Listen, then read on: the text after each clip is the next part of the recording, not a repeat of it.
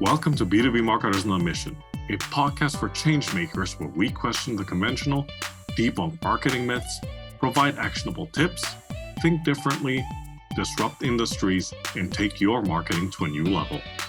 From improving your campaigns to making you a better marketer, these are the inspirational stories that will help us change the way we think and approach B2B marketing one conversation at a time. This podcast is brought to you by Untitled Consulting, helping you to stand out in the market and drive revenue to your B2B business. And now your host, Christian Klepp.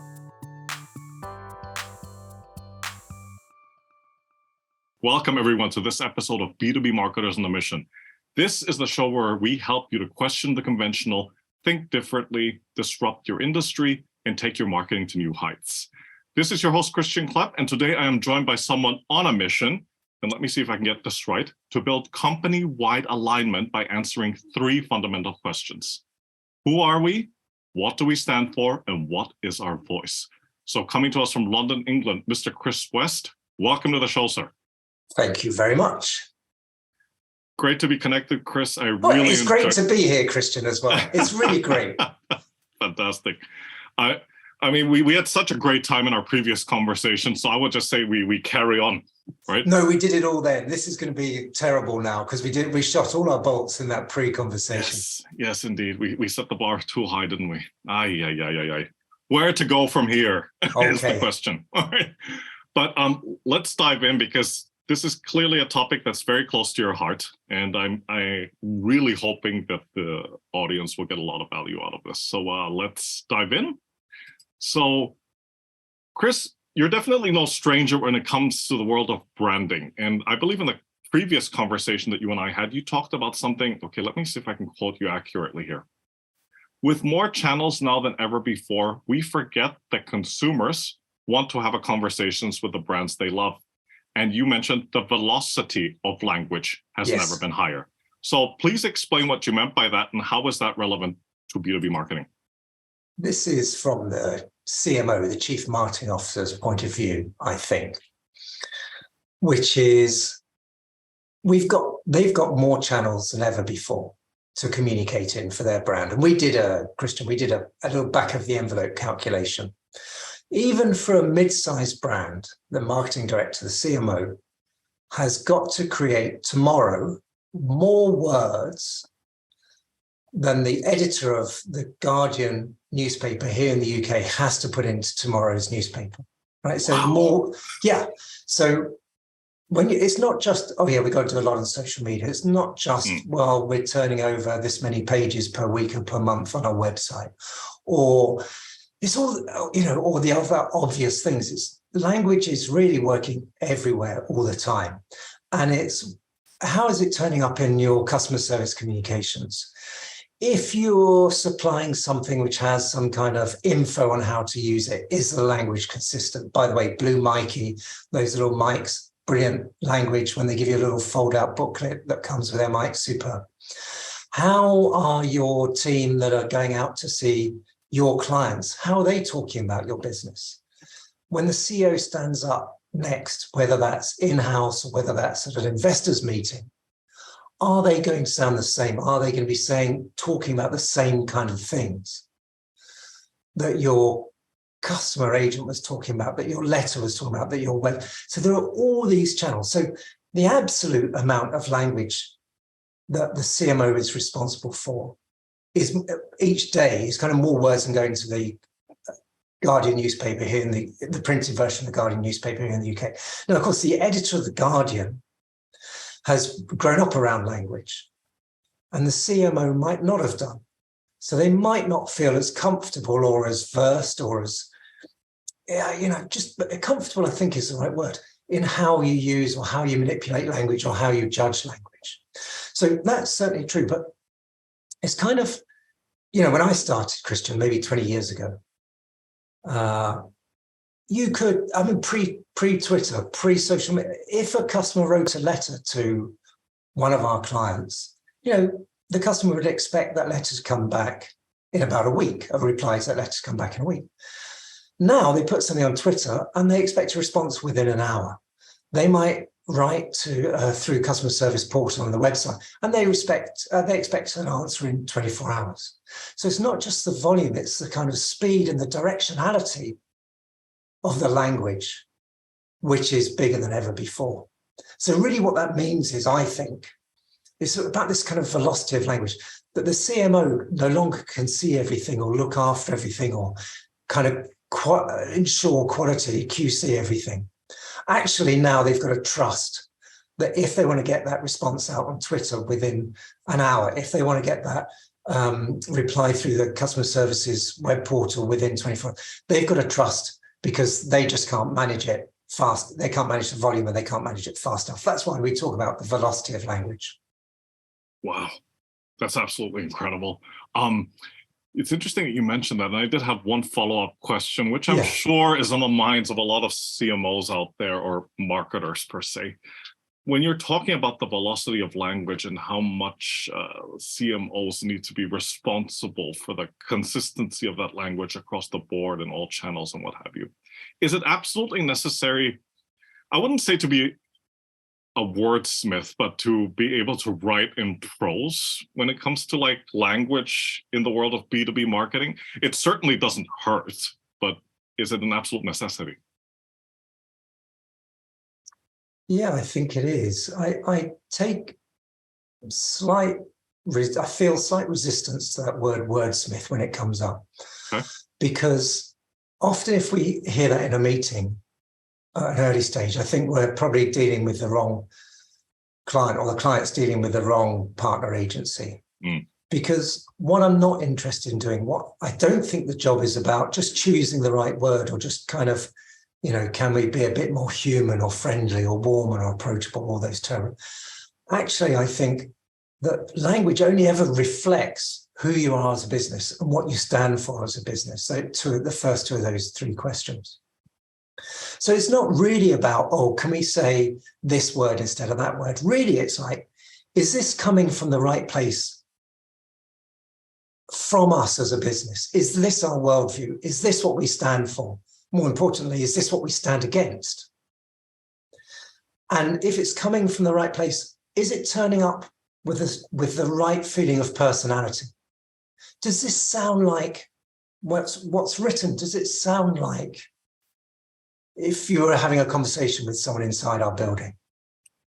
And that's much more important than wordsmithing. So I think that language is really important. And I think half the world maybe is dominated by the visual impact and half the world is dominated by the verbal impact. Actually, I wish I had never said that. I wish I'd never said that, Christian, because I don't think that's true, actually. I think it's this. And it's something we've said before, which is visuals attract, verbals engage. Looking great is fantastic, and that's often what's going to get someone attracted to you in the first place. But to maintain a relationship, well, this could be dating advice, to maintain a relationship, you need to have language which expresses who you are and connects with the other person. So I think having an ability in language is critical for the B2B brand team. And it's even more important for the CMO of the brand team to, if you like, know what the levers are, because they've grown up and they've sweated for their business, the visual identity of their brand. They will be able to say to me, hey, Chris, in developing markets, we shift the logo this much to the right, and we put that, and we use this color palette in that situation. And this is our photography. They can tell me that. But then when it comes to how they shape their language, so their verbal identity is as differentiating and is as powerful and as meaningful as their verbal identity, they don't have the background, the experience to be able to do that. Often they can say, they can say to their agency or their team, that's not right. That's not us. But then they can't say the next bit, which is really critical. What you need to do is do more of this here and less of that there, or you need to change from here to there. And then instead what they're saying is, it's just not right. It's just not us. Have another go. And that's kind of dispiriting for them, embarrassing maybe even for them. I doubt maybe that embarrassing, but for their agency or their in-house team or their colleagues, it's kind of hard, because then they suddenly feel like they're stumbling around in the dark, just trying to find the right language. Absolutely, absolutely. And no, I don't think that that's stated advice at all.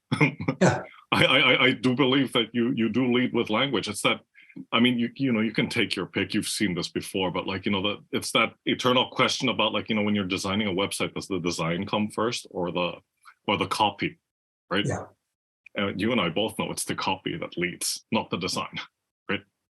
There's others out there that would beg to differ, but I would say, well, I beg to differ back. Right? So. Yeah, I think the answer is, if you're just putting a visual style from nowhere because you like it, yeah, you could be right. Mm. But why are you putting that visual style? And when you're going to then brief your copywriting agency like us, yes, what are you going to say? Write like this imagery? I don't know. That's right.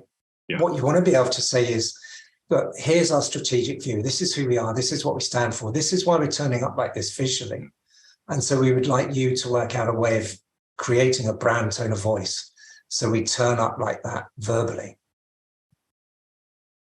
Absolutely. Absolutely. So moving on, when one talks about developing the right language, as you said, and the tone of voice, particularly with B2B, what are some of the common mistakes that you've seen out there, and what should be done to address them? I think the biggest mistake out there at the moment is thinking that 4 adjectives on a page can suitably describe your brand's tone of voice for all those different channels, all those different moments in those different channels, and all the different needs that your customers' clients might have. And particularly, Christian, if those 4 words on the page are human, friendly, warm, and approachable, which is, like the default, which brand would want to be, instead of human, friendly, warm, and approachable, inhuman, cold, unfriendly, and hostile, right? It doesn't make any sense. The opposite doesn't make any sense. So to say human, friendly, warm, approachable is default. It doesn't differentiate you in any way. You've got to dig deeper. And there are ways to dig deeper, for sure, and to understand who you really are as a business. So that's kind of part 1 of the problem. Part 2 of the problem is, unless you really know how to define your brand voice, and that's what it comes down to. You know how to define your visual identity. If you don't know how to define your brand tone of voice, what are the things that you need to have a definition against? Then you kind of end up sounding like everyone else. And here's the killer. Here's the killer. If you are the biggest brand in your market, it's great that everyone sounds like you, because really what they're doing is they're reinforcing you, your brand, and your brand position. If your brand is not number 1 in your marketplace, do not sound like the number 1 in the marketplace, because all you're doing is spending money reinforcing their positioning. Absolutely, absolutely. I love how you came up with the warm, friendly, and approachable. That sounds like a boilerplate briefing. Human friendly, warm, and approachable. Yeah, we hear it again and again. And it's not wrong. It's kind of like, well, of course you would say that. Yes, exactly. Exactly. Right. This is probably like table stakes for somebody, with your expertise, but talk to us about the importance of starting and leading with a strategy and conducting market research. So for example, things like understanding who your target audience is and what their buyer's journey looks like before you dive straight into the execution. I mean, we've seen this time and time again where some companies tend to skip that part at their own risk. Yeah, I mean, I think that do you know the work of Annie Duke, cognitive neuroscientist, who then became a world champion poker player? Right, her first book, I think, was called Thinking in Bets. And I can't attempt to paraphrase dutifully what her book said.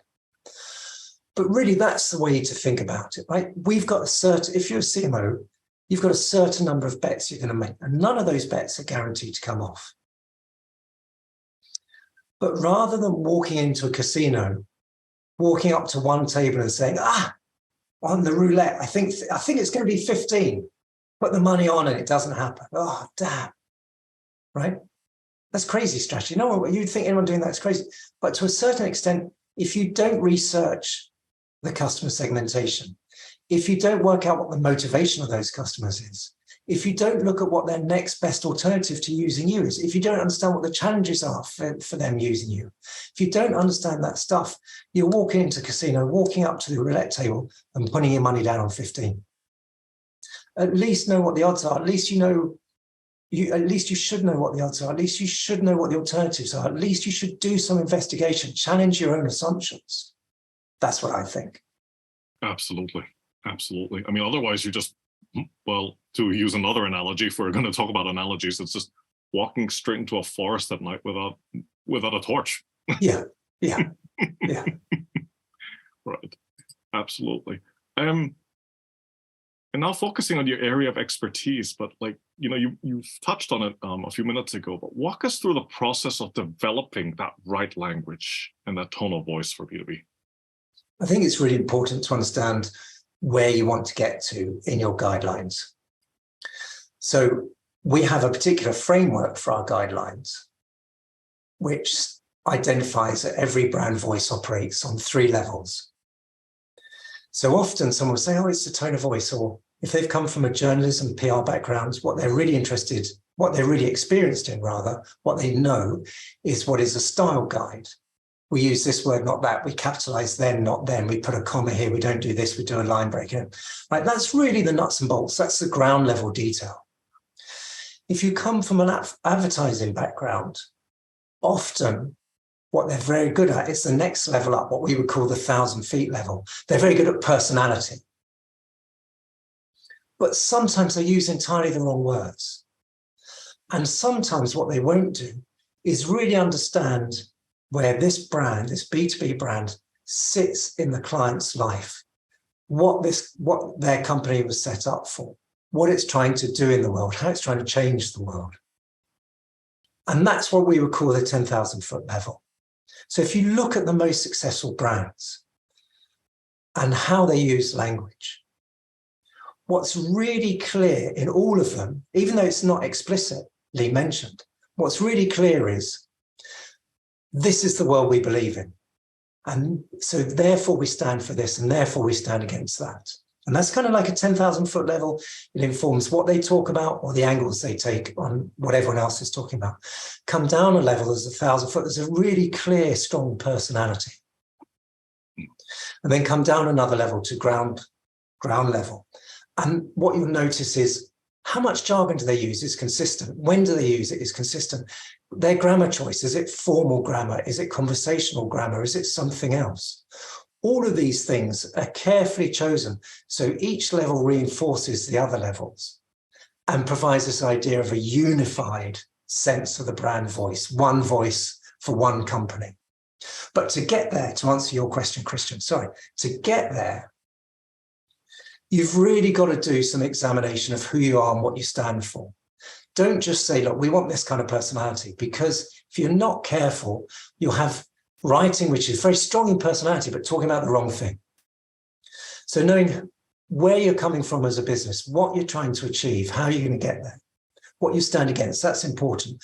And then using some devices and some workshops that we've pioneered to get the personality, and then some choices around the ground level detail. So there, if you like, is a simple approach. First of all, knowing what you're trying to fulfill, and then going back into the heart of the business. And I'm sure you can be kind enough to mention my book, Strong Language, in a minute. But there are some exercises in that book that you can do, anyone can do with their business, whether it's just them or whether they've got a team of people that's going to do a more extensive review. Fantastic. I had one follow-up question to this framework. In your experience, like, is this framework that you just mentioned, is this applicable across the board, across different industries, or there are some exceptions to the rule? We've not found a single exception, and it's not really because of, it's not like this is what you do with brand voices. This is much more fundamental to what language is. Mm-hmm. So already as you're talking to me, I've not said this is my worldview, Christian. I believe in this. I stand for that, right? Mm-hmm. Yeah. I stand for, you're getting an impression of that because of my choice in how I turn up today, and in my choice of what we might talk about, or in my choice of how I might deal with a particular subject. Mm-hmm. Yes. And you've got an idea of my personality. And, if you were to review this, you might see some ground level details that are consistent. Yeah. Try and steer clear of jargon, for example. Yeah, I do. That's how language works. From a linguistics point of view, language seems to work on, it does work on these 3 levels. So actually those 3 levels apply wherever language is at work. So it doesn't matter what industry you're in or what size of business you are. So we're delighted to have worked with Alphabet's Moonshot factory in Silicon Valley, that place which houses all these kind of crazy, mind-bending new technologies. Yeah. And we've worked with a pre-Series A data science startup in the UK. We've worked with global retailers, luxury brands. All of them have found this framework applies. Of course it does, because it's language, but they've also found it, I think, very useful because it's simple and it's easy to refer back to. Certainly is. Certainly is. We tend to overcomplicate things at times, as marketers or people in the branding world. So it's good to have a framework that actually helps to keep everything simple. Right? Provide an example of a great B2B brand that uses the approach you're referring to, and ideally from your own experience. Oh, okay, so this is such a great question, because when you and I talk about B2B, well, I don't know. I mean, other people have views of B2B, depends where they are. But if you talk to a lot of people about B2B, they're going to immediately think of some of these big companies like Cisco or SAP or Accenture. Quite rightly. I mean, they're hugely successful businesses. And if I have any criticism, I am only like a mosquito trying to sting an elephant, to get it to pay attention. But then also, you and I, in our world, we will have certain businesses which don't have that kind of, which don't sit in the same place in our heads, like Slack, like MailChimp. If you're a business owner up to a certain size, Xero for your financial package. And the way those two kind of groups use language is quite different. Yet they're both B2B, and it's really funny, So I won't name names, but I just looked on someone's website today, and it says a big headline on the landing page is "Act quickly to manage inflation risk." Is that Cisco? Is that SAP? Is that Accenture? And another one of those big global brands said, as a landing page headline, "Art of AI maturity." Could you definitely say one is this, one is that? Don't think you could. They all kind of sound like... sound the same. Yeah. I don't, in front of me, have examples of Slack's language or MailChimp's language. But I think that everyone that listens to you, would instantly recognize, that's Slack, that's MailChimp. Yes. So, I was thinking, what's going on? Why are these kind of sitting in two different places in our heads? It's not because of the scale of company that they're approaching. I mean, maybe to a certain extent. But actually, I think it's this thing of, I tell you what, before I say what I think it is, about 2.5, 3 years ago, there was a little bit of video footage that turned up on Instagram, and it was one of those guys that brings the plane in and out, docking at an airport, brings them up to the jetway. And I don't know if you remember it. It was a guy that wasn't just giving the hand signals with the illuminated batons, but he was actually making it into a dance routine, and he was making. I did see that. Yeah. And lots of people posted about it, and I thought, why is that caught everyone's imagination so much? And it was because he knew who the end user was. Yes. The end user was the person on the plane, and he made it good for the pilot and good for the end user. Yep. And I think what Slack, Xero, MailChimp all do really well is they talk to the end user and they encourage those people to build a consensus, to build a demand, to ask for that software to be used in their business. And as a consequence, the ad spend, I reckon, is smaller, but the loyalty is much greater. Whereas those bigger behemoths, and there's nothing wrong with their approach, the Cisco, the SAP, the Accenture, they're good, but they're talking to the purchasing committee.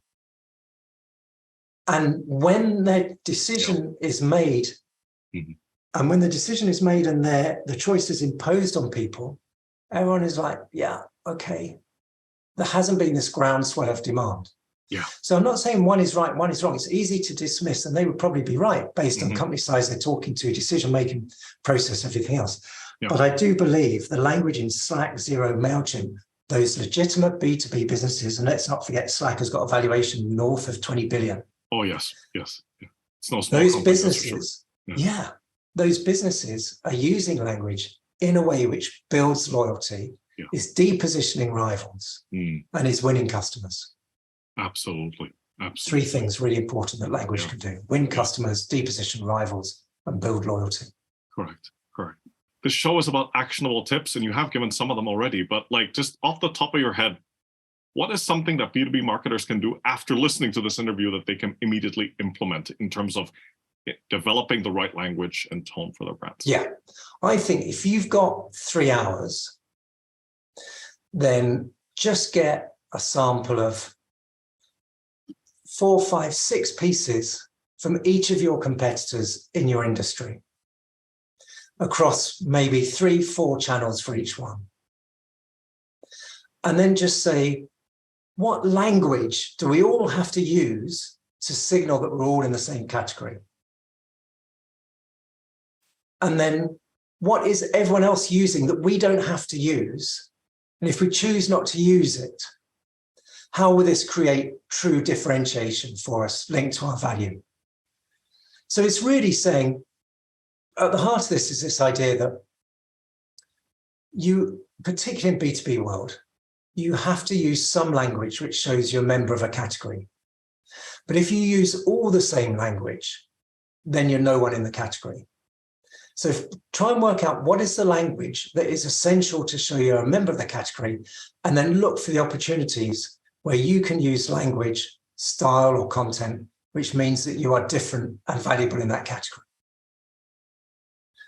Yeah, then the next thing I'd say is if they have, I know, 1 more hour, then look at your own communications, pull out 3 or 4 pieces from 5 or 6 channels, and just rate, just score. How do you score for clarity, for differentiation in each of those pieces compared to your competitors? It might be that you come out and you go, look, we're doing all right. It might be that you come out and say, it's just on our website, our language sucks. It might be just on our customer service communications that our language sucks. Okay, focus on that. And I would say if you only have 5 minutes, then buy my book and read far more. Find some time then and read far more in it about all the different things you can do. Quick wins charts, auditing for ROI, looking for the kind of human cost of maintaining a voice that isn't working, all of those kind of things. Fantastic advice, Chris. I'm going to ask you to hold the book up one more time because it was blurred on the screen. Yeah, there we go. Strong language. There we go. Perfect. Perfecto. Thanks, Thank you so much. Thank you so much for your time, Chris, and for sharing your experience and expertise with the audience. And please, quick intro to yourself and how people out there can get in touch with you. Oh, thank you very much, Christian. My name is Chris West. 12 years ago, I started a business called Verbal Identity, and I would say we are super specialists in helping CMOs use language more effectively. But here's the key thing: enjoy doing it and get their teams to enjoy using language more effectively. You can find us at verbalidentity.com, or I spend too much time, I feel, on LinkedIn, where if you put in Chris West Verbal Identity, you should be able to see me and what I'm sharing, what I'm seeing in language today. The comments on the ads that he's seen. Sometimes. The haunted houses that were being that's right, by the real estate brokers. Last Halloween, yeah. Oh, that was perfect. That was great language. Perfect example. Fantastic. Chris, as expected, this was an incredible session. So thanks again for your time. Take care, stay safe, and talk to you soon. Talk to you soon. Thank you very much for your time. Thank you. Thanks. Bye for now.